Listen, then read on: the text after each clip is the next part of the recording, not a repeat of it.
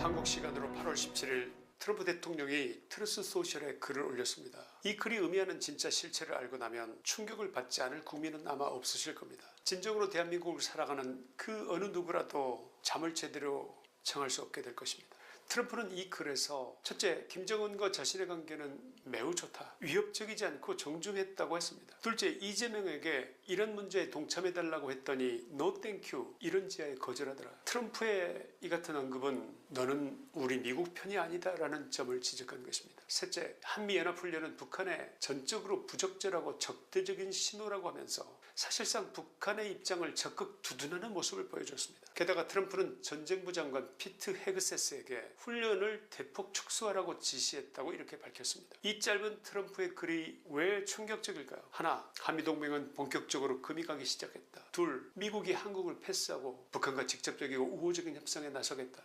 셋, 한국의 안보는 신경 쓰지 않겠다. 넷, 그게 이재명 바로 너 때문이다. 이런 느낌으로 읽히기 때문 아니겠습니까? 이런 문제는 어느 정도 방향이 잡혔으니 이제는 한반도 문제를 다루겠다는 본격적인 첫 신호를 보낸 것입니다. 드디어 올 것이 왔습니다. 만약 미국이 한미동맹이라는 계산기를 다시 두드리기 시작했다면 트럼프식 계산이 대한민국 국민의 예상이나 기대를 넘어 어디까지 얼마나 나빠질 수 있는지 냉정하게 평가해봐야 하지 않겠습니까? 흥분과 충격을 가라앉히고 냉정하게 현재의 상황을 좀 더 분석해봐야 하겠습니다. 저는 지금의 상황을 보면서 역사적 사건 하나가 떠올랐습니다. 1973년 1월 27일 파리에서 베트남 전쟁을 끝내기 위한 평화협정이 체결됐습니다. 미국은 60일 후 베트남에서 철수했습니다. 세계는 이제 전쟁이 끝나고 평화가 찾아오는 것처럼 생각했습니다. 그러나 평화협정은 남베트남의 안전을 보장하지 못했습니다. 불과 27개월 뒤인 1975년 4월 30일 사이공은 함락됐고 남베트남이라는 나라는 지도에서 사라졌습니다. 베트남과 오늘의 대한민국이 똑같다고 말씀드리는 것은 아닙니다. 평화협정이라는 이름이 반드시 평화를 보장하는 것은 아니라는 것이 역사적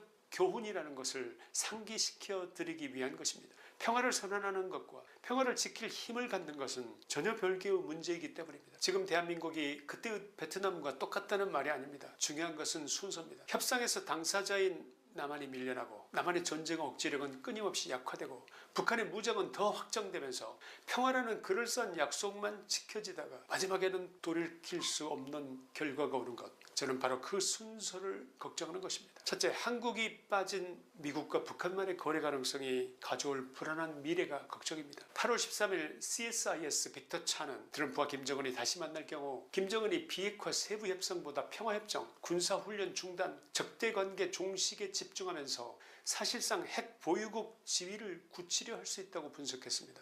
또 북한이 미국과 일본을 직접 상대하고 한국을 건너뛰는 것이 자신들이 목표로 하는 한미동맹을 흔드는 데 유리하다고 지적했습니다. 이 같은 분석이 나오고 불과 사흘 뒤 트럼프 대통령이 실제로 한미연합훈련 대폭 축소를 지시했다는 사실을 트럼프가 직접 공개하지 않았습니까? 여러분, 이 흐름은 대한민국의 안보상 결코 가볍게 넘길 수 있는 문제가 아닙니다. 둘째, 북한은 아무것도 내려놓지 않았는데 한미 군사훈련 축소 내지 포기 등 한미동맹이 훼손되는 방향으로 향하고 있는 것이 문제입니다. 북한은 핵을 포기하지 않았습니다. 미사일도 계속 쏘고 있습니다. 러시아와의 군사관계도 이어가고 있습니다. 그런데 트럼프는 북한을 위협적이지 않다고 평가하고 있습니다. 게다가 그 북한의 침략에 대비하는 한미훈련을 오히려 적대적이라고 부정적으로 말하고 있습니다. 트럼프가 김정은에게 우호적으로 말해왔다는 사실은 익히 알고 있지만 이 정도 표현까지 한 적은 단 한 번도 없었지 않습니까? 트럼프 대통령이 공개적으로 한미 군사훈련 축소를 지시한 순간 이 문제는 이미 미국과 북한 간의 협상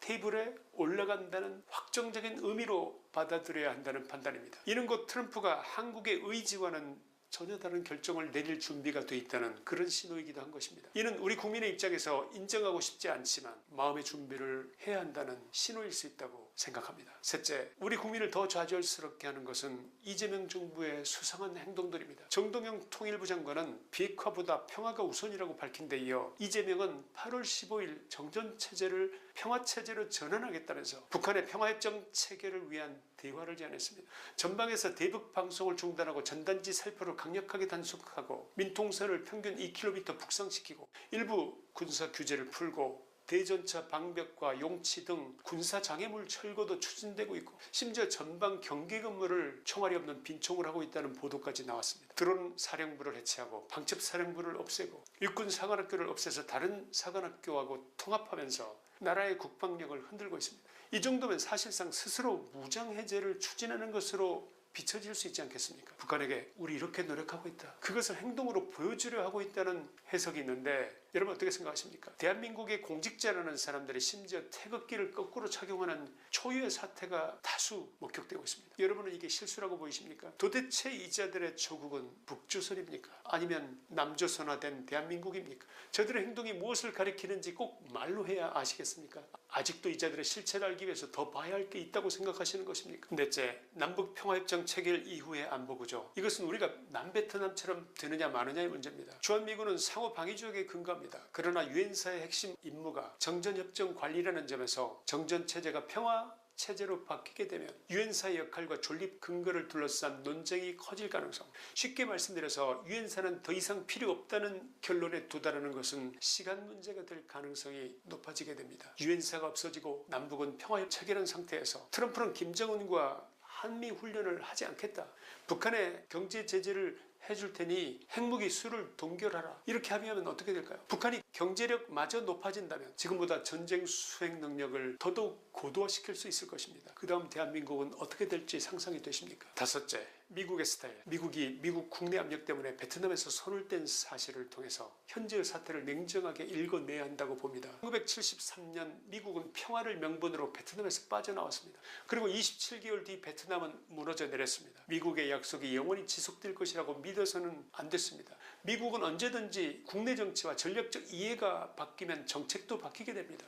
한미동맹은 언제든 찢으면 찢어지는 종이에 불과할 수 있습니다. 오늘의 미국, 특히 트럼프는 한국을 감상적인 가치동맹으로만 보지 않습니다. 게다가 트럼프는 이란 문제 협조를 부탁하자 이재명은 단칼에 거절했고 이 거절을 트럼프는 I will remember, 나는 기억해두겠다고 말한 사람입니다. 트럼프가 북한과 어떤 거래를 하더라도 트럼프가 이재명에게 빚진 게 전혀 없다는 뜻입니다. 투자, 관세, 방위비, 대중국 전략, 북핵 문제가 모두 대한민국의 불리한 거래 목록에 올라갈 수 있다는 뜻이 되는 것입니다. 트럼프가 김정은을 좋은 관계라고 부르고 북한은 위협적이지 않다고 평가하는 순간 우리는 가장 불편한 질문을 해야 합니다. 싸워서는 안 되는 적이 있다면 차라리 그와 친구가 되겠다 이렇게 판단하고 그 대가로 하나, 북미관계 정상화, 둘, 북한에 대한 경제제재 해제, 셋, 남북 평화협정, 넷, 유엔사의 해체, 다섯, 최소 병력만 남기고 한국에서 미군 철수. 만약 이런 선택을 한다면 대한민국의 안보는 어떻게 되겠습니까? 1973년 파리 평화협정 이후 불과 27개월 만에 함락된 사이공 꼴이 되지 않으리라고